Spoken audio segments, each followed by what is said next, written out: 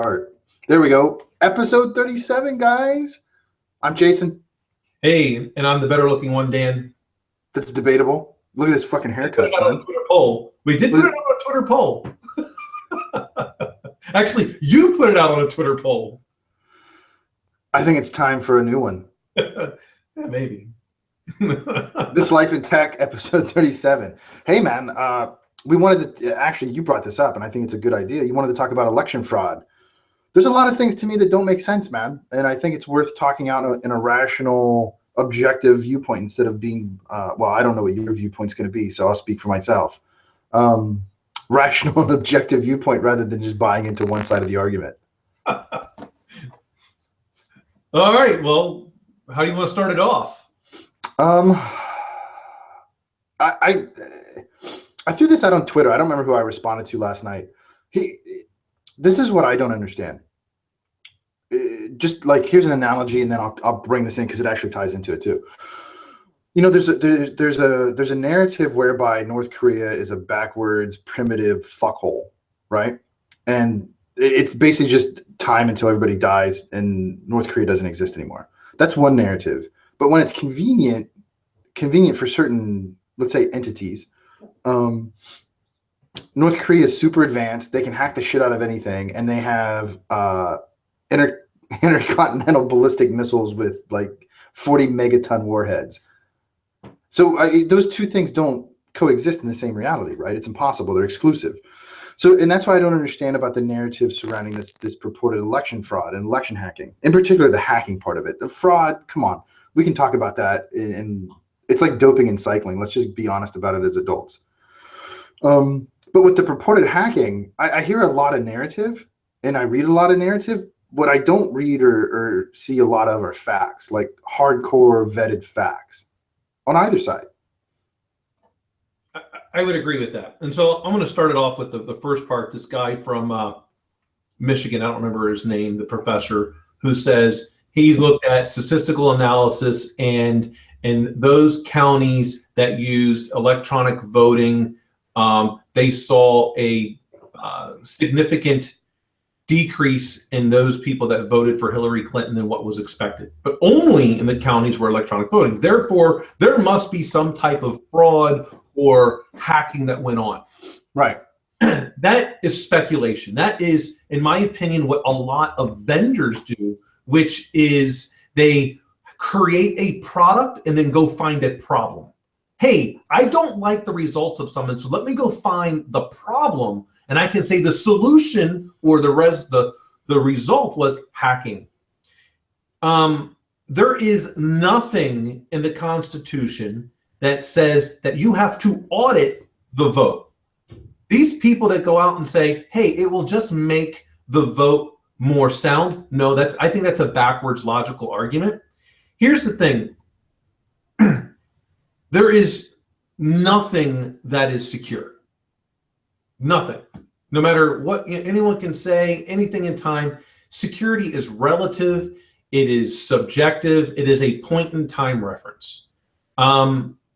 So, and also everything that I've read says that none of these electronic voting machines are connected to a network during these times, right? So they're not connected. They're having to take these things, and a paper receipt is created.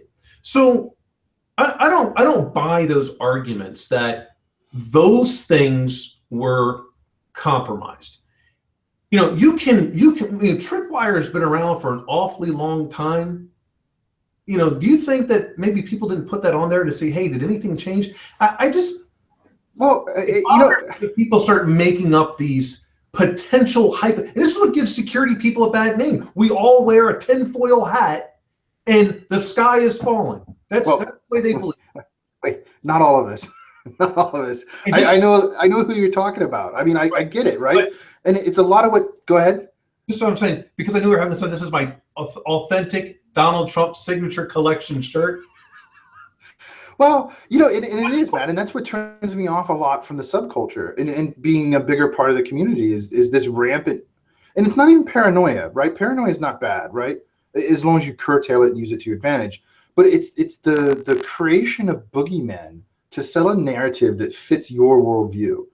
And instead of just growing your worldview and admitting that you don't know everything, who gives a shit? Of course you don't. And here's what I don't understand, man. When the fuck did the Democrats buy into McCarthyism? I mean, we're back to the 60s with the Red Scare, except now it's the liberals instead of the Republicans. When did that boat flip? So this is the other part I want to bring up about this aspect as well. Could Russians have been involved in the hacking of the DNC? It's all a part of WikiLeaks. It's every country in the world's probably submitting stuff to Julian Assange or Assange, or however you want to pronounce his name.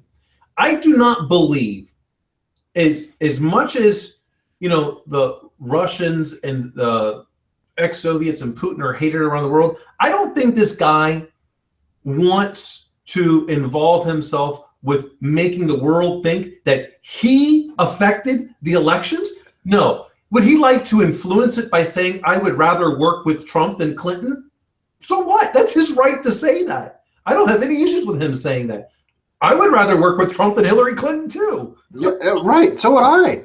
I mean, I didn't volunteer to be her sister. I volunteered to be his, and not because I like him. I have no problem saying I voted for Gary Johnson. I did too. You know that. We talked about it extensively. But let's be honest. If you were a world leader and you wanted somebody that at least represented something different than what you already know, of course you'd say something like that. But right, and this is what you said earlier, and this is what bothers me too. It's the propensity for the small mind to jump to conclusions and take it. But here's what's different now, I think, than in prior examples. Take it as fucking fact, right? Somehow, because of the speed of information and how fast we can disseminate opinion, it gets taken as fact. It gets grabbed onto and held onto like that's I don't want to say the gospel truth, but there, I said it. So, correct. And this is the thing that's probably bothering me the most. News reporting, whether or not you want to talk about this, newspapers or the TV reporting, it's basically the same thing. It's the journalism aspect of reporting of the news. What happened to the research piece? They're so worried about first to publish that the fact check has gone away. The aspect that Fox News is on one side and CNN is on the other. What happened to the news being bipartisan and going, I am going to present the facts. I'm going to get to the ground truth. That's gone. It is gone. Yeah, and I think a lot of it has to do with the mainstream media's perception that if they aren't first, they won't get clicks and money, which isn't true. I mean, that's a primitive way to view the dissemination of information. Think about if you and I were to start a legitimate news source now, like Vice purported to be in the beginning, and it's not now. Not that they don't do good shit. I mean, it's entertaining, but they're not news. What WikiLeaks purports to be. You could rake in the cash. Everybody's dying for objective news, or at least they say they are. Right. And those are the things that bother me. It's like, I don't blame, everyone's going, oh my gosh, Facebook is bringing up fake news. No, they're not generating the content. They are a medium for it. Yeah, they're just a distribution platform. Right, that's it. So let's be, there are people out there that I think are very highly knowledgeable security experts that are speculating of the potential of something was compromised. There is zero fact involved in this. Zero. It is speculation. Yes, every e-voting machine could have been compromised. So too, it could every IoT device in the entire world. Trump could have won legitimately. Yeah. It's very possible. It's also very possible. Now, here's the thing. I know for at least firsthand knowledge of a friend of the family that is not in the country legally, who works for a construction company, and he votes in every election and votes 5 or 6 times. He's told me. Yeah. This is not like, hey, I'm like, what do you mean? Well, because Maryland doesn't make you check anything. Right. So, yes, I could say, yeah, you know what? There's probably a lot of votes illegally because I know that this gentleman does it. And he is. Is this guy any of the other things that Trump has said being a rapist, a criminal. No, he's not here legally. But I'm not going to go turn the guy in because he's, I honestly, I don't care. I mean, it would be nice. I mean, it would be nice if he was paying taxes, but he's doing cash. Hey, I don't fault the guy for it. I don't support his citizenship either. I believe in that legal concept, fruit from the poisonous tree. Nothing good can come from an illegal act. And that means being here illegally first doesn't mean you can go just become a citizen. This has to do with the illegal search and seizures, because a police officer enters your home illegally and sees you snorting coke. He can't bring you in for snorting coke. Right. Illegally. So I have that same concept here. But hey, this guy has told me. So this is not like, many people have told me, which is what Trump uses all the time. Who are these many people that have told you this? This is me knowing firsthand, directly what he has told me. Now, maybe he's fabricating it, but I know Maryland doesn't check. Right. Well, and in fact, lots of places don't. I mean, and that's some people get in an uproar about not having to prove identity to vote. I don't understand why, because it would cut out these shenanigans. It happens everywhere and it happens constantly. And it's actually one of the good reasons to have maybe not the current incarnation of an electoral college, but something that rebalances based on distribution of human beings in the country, right? I mean, you can't have California, having all the votes we have per person. I mean, it's just disproportionate. Well, right, because you would basically only have to go to like 9 states and you could win the entire election. I mean, that's right. The Electoral College was meant to provide more of a balance. So that way you couldn't just have the majority always telling the minority what they're going to do. Because if that were the case, make no mistake, slavery would probably still exist. Yeah, well, and that's the thing that gets me about the SJWs. How dare you? How dare you say that the Electoral College is worthless? Maybe it needs some fixing. I don't disagree. But let's talk about the specific things where it's flawed and how to correct them. But to dismiss it as completely broken because your candidate didn't win, you didn't get what you want, you fucking crybabies. Yeah. It misrepresents social justice. That's exactly why the Electoral College exists, just what you said. Yeah. And that's the part that with these SJWs, and this is what I hate, even with people at work. They want to talk about a problem. Why don't you talk about a solution? What's the solution? You think a direct democracy is a better solution? No. Nothing gets done. Right. Nothing get done. We are a constitutional republic. The state has more rights than the individual in terms of how things are. I mean, my personal belief, I prefer oh crap! Now I'm forgetting England's version of a democracy, having where you basically vote for a prime minister, and the prime minister is there until they decide they don't like them anymore. Right. That means he could be there for 20 years. He could be there for 2 months. As soon as as soon as the United Kingdom says, "Hey, we don't like the prime minister," gone, and you vote for everyone in that system. I like that because, hey, I can't say that I'm a huge fan of Bill Clinton one way or the other. I think he did a lot for education in the country and making sure people go to college. But you know what? If this was that way, maybe we wouldn't have had a George Bush. Right? Well, yeah, you don't know. I also think, and not. I mean, I'm not an expert. It's not my field. Parliament. That's what I was thinking of.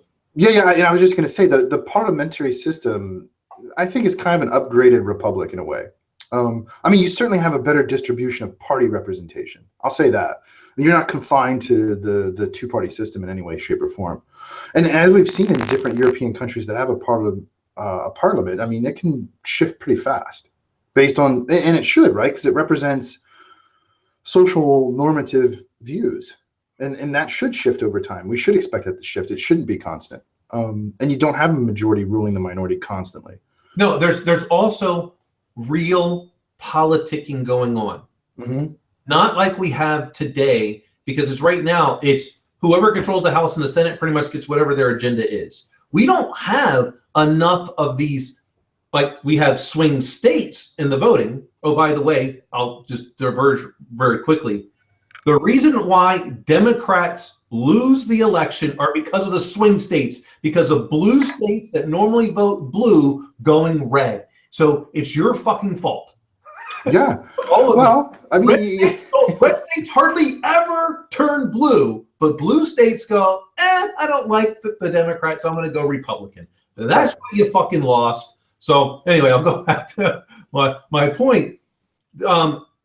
We don't have swing parties, if just like they have in a parliamentary system. So sometimes I have to build that allegiance to actually get something done. Instead, right now, it's Republicans versus Democrats. What do we have? One Green Party person, I think, in Congress, maybe. I don't know. It's not many. I know we've got a couple there, but not enough to do anything. There's right. Parties, and because of the major party, Republican or Democratic agenda, is what gets pushed based on that, and that's not right either. No, well, I don't ever recall seeing such an outcry. I mean, Bill Clinton got impeached, right? And I don't remember the outcry being as bad then.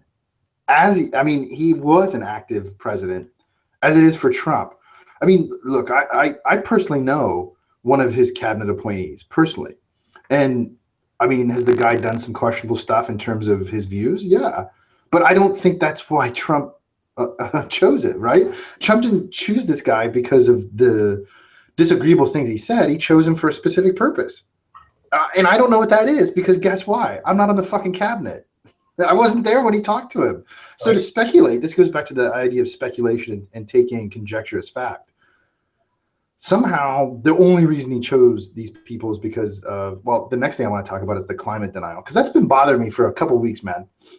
We touched on that, and I got a sense, since we're talking about Trump and disagreement, I got a sense that maybe you and I have a different view of climate change. I don't know. I don't know. I don't really pay too many attentions to your views after I guess so. Let's wrap up this election thing. Yeah. I don't believe the election was hacked. I see nothing factual that makes me believe this. Could an electronic voting system have been compromised? It would have then been a physical compromise. Someone would have had to, gain unauthorized physical access. So no system is ever perfect. Doesn't matter if it's an ATM, your Sony PlayStation, certainly your Sony PlayStation, your computer, your IoT devices, your cable modems, your wireless routers. None of those things are secure, especially when you don't patch them. So I don't believe it. Now, was the election possibly social engineered? Isn't every election? That's politics. I mean, how could you argue against it? I totally agree. I think that's well stated. The simple fact of the matter is, on my side, I don't know. I mean, and here's the thing. I also don't understand why it's necessary to speculate about it right now. I don't understand why this is the narrative that is newsworthy. Because everyone wants a reason for Trump to fail. Yeah. And, do I like all of his cabinet picks? No. I actually think Mitt Romney would have been a better choice for Department of State. And it really came down to Romney and what's his name, the former CEO for ExxonMobil. But I actually don't necessarily think that it won't still be Romney. Just because these are his picks, they still need to be confirmed by Congress. And sometimes you put up people that you think are probably not going to win, just so you get the real person you do want. Right. And it appears like you're compromising. Right. And so it might still be Romney, but I thought Mitt Romney would have been a better choice for Department of State. Do I fault the guy for who he's chosen to run the Treasury? No, I don't. I mean, Commerce, nope. I'm a little shaky on his Attorney General. I don't really know that I like that one too much. But overall, I can't say he has picked people that are considered horrible. I think he's got a pretty strong cabinet that he's putting forward that are not people that are normally from Washington. And I kind of like that. Yeah, just about everybody. Well, and so here's the thing. This is the thing that bothers me. To me, it's the same psychology that you see with World of Warcraft expansions. The vocal minority is viewed as the majority because they're the only people that talk. Because if you're happy, you don't say anything, at least not in a public forum for the most part. And before a patch or an expansion even comes out, it's going to be the death of WoW. It's going to be the death of Blizzard. Oh my God, the sky's falling. Here's a clue. Why don't we give it a few months and then talk about it? You know, and as a political system, we have recourse if we don't like it. I mean, hey, here's the thing, and I think everyone should really consider this as part of what my view of whether or not Trump is going to be successful or not is if he can convince companies that are currently going outside of the United States for manufacturing to bring those jobs back here to the United States. If he can do that, because the tax breaks he would give the corporate people is still not significant enough as the boon I believe it would bring back to the middle class for the amount of money they would be making. And then we would be able to have another evolution of technology here in the United States. That's my belief. Whether he can do it or not, I don't know. But if he does do that, in my mind, I will say he's a success. You know, I guess we're just going to stay in this topic because I find it massively interesting. And then the narrative around him, like calling Taiwan directly and going to Taiwan called him. I know, man, but that's not what the narrative was in the news. And fuck it, who cares? Who cares who called who? I mean, so he talked to a guy or guys or women. Who gives a shit? It's a woman. Yeah, I mean, you know what I mean. Misogynist pig. I know, man. I'm a shitlord. But and then he goes and he makes deals with companies. Hey, how about this? A president's getting off his ass and actually doing something. I mean, he's actually doing something in his office. But people are like, oh my God, you can't do that. Well, why? Why? I mean, it's not like we've talked about this before, man. He can't go make new law. He can't legislate. He can't enforce law personally. And he can't decide judicial precedents. So he goes and talks to some people. How's that bad? I don't get it, man. What, you want him to go up Kenny Bunkport and take a vacation? Go golfing? I mean, right. Well, I did think you wanted to talk about climate change. So I had my last word on this. Why don't you provide your last word on the hacking? We can spend a couple of minutes here on your. Yeah, man. All right. So listen, I'll go first. I'll be courteous and say that I don't understand, just like with flat Earth and young Earth creationists, how it's even up for debate that the climate has been adversely affected by direct human behavior. That's it? That's it. Well, I think the science is at least pretty convincing that yes, the humans have affected the way our climate is. I don't know if it's as much as what I read in the media. I'm not that focused on climate change, global warming, things of that nature, because there is also a piece to everything has a part to play.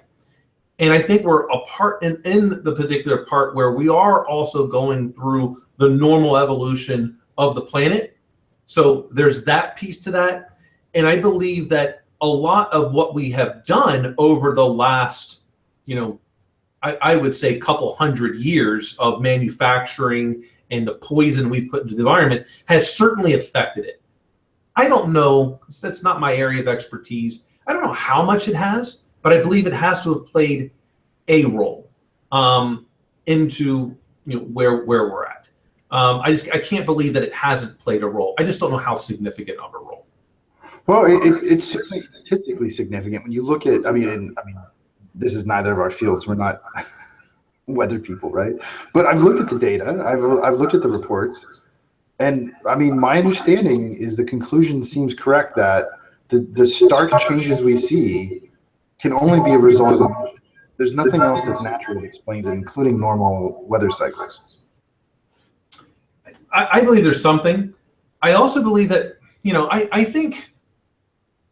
We'll say Mother Nature in this particular case, as from one of my favorite top jobs, or movies, The Italian Job, I don't mess with anything that's mothers, right? Mother freaking Earth, mother freaking in-laws, and mother freaking Ukraine. Kind of what he said in this case, right? So, Mother Nature in this case. I'm not so sure that the reason why the Earth is doing what it's doing is that, hey, nature finds a way, no matter what it is. If you put, just like in the movie Jurassic Park, hey, these raptors are not, they're both females. They can't reproduce, they're both females. And then all of a sudden there's a bunch of other raptors. Well, we see this also in other species.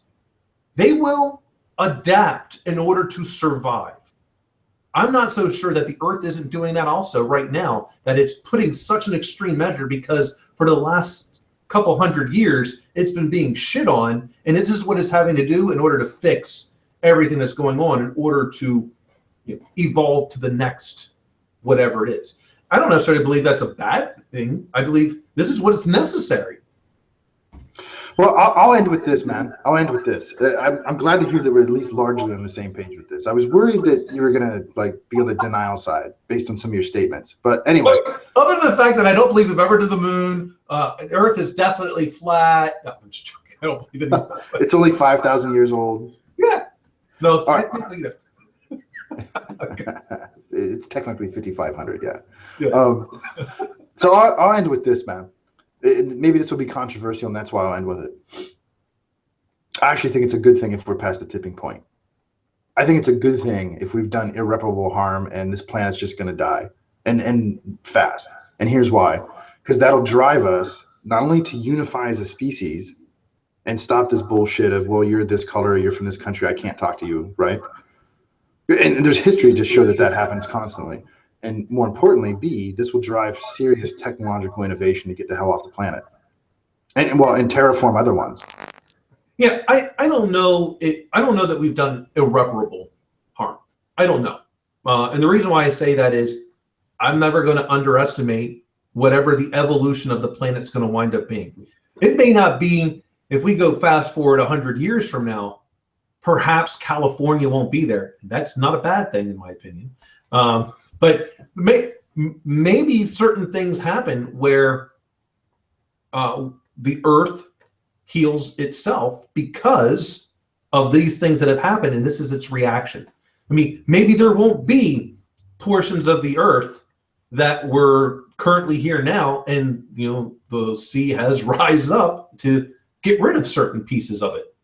I don't know what else that's going to affect.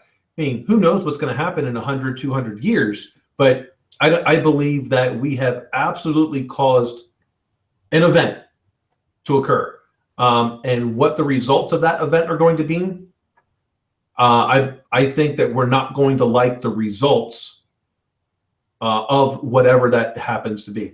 Because, hey, my understanding is you start adding a whole bunch of fresh water to a saltwater ocean, that it's going to wind up causing a a Game of Thrones like winter is coming, like we have never seen before. Yeah, what you get as a result of global warming is an ice age. Yeah, and that's speeding it up, that it's going to happen faster. Like, I don't know, it was 2 fucking degrees when I woke up this morning here, and it's supposed to be like -15 sometime this weekend. I'm not looking forward to that. It's cold. Oh my God, man. So, do I know everything's happening? No, but I certainly feel like it is going to be a result that probably is going to surprise many of us. And I don't necessarily know that anyone is right 100%, but I think that I think some of people just are even underestimating what the real result is going to be. I mean, what is it in Norway or something like that, with all the rivers and things, where they already have that kind of bridge that kind of closes up to try to prevent some of the big tidal waves coming? I mean, it's already under sea level as it is. I think that area is going to be gone.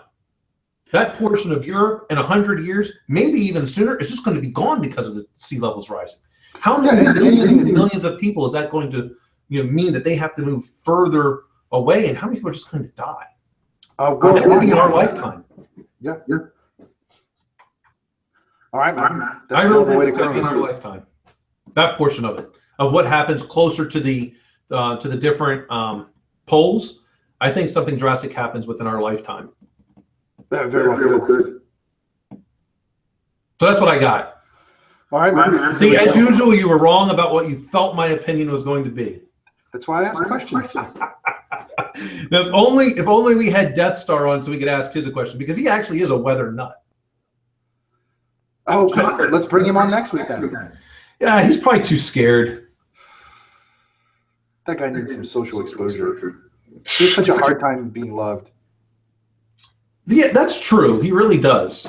I don't know what's wrong with him. There's a lot. I mean, there's a lot wrong with him. Like, oh, as a matter of fact, I don't even have some. We'll show our friendly people this lovely picture of him. I think he's watching right now, man. He is. Dude, that looks like fucking Bigfoot. That looks like the film. And he saw me doing that from the window, so he put his mask on. I keep videoing him because I'm hoping to get one time where when he falls. Yeah. What a dick.